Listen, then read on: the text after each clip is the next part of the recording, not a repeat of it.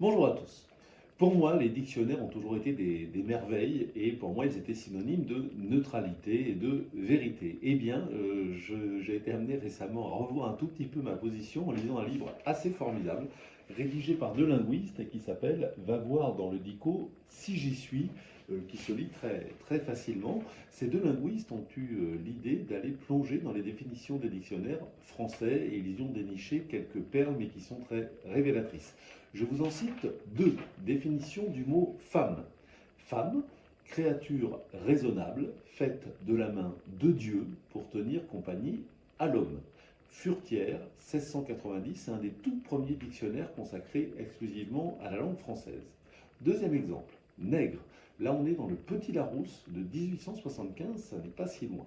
Nègre, nom donné spécialement aux habitants de certaines contrées d'Afrique qui forment une race d'hommes noirs inférieure en intelligence à la race blanche. Vous voyez, les choses ne sont pas si simples.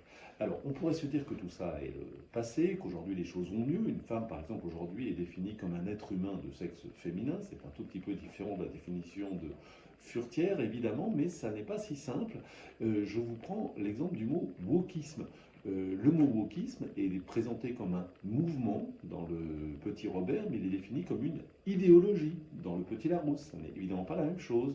Sur un autre thème qui me tient à cœur, parce qu'il touche aux cultures de France, le mot hableur, hableur c'est une personne qui parle en exagérant, en se vantant, synonyme du mot hableur qu'on trouve encore aujourd'hui, gascon, marseillais, méridional.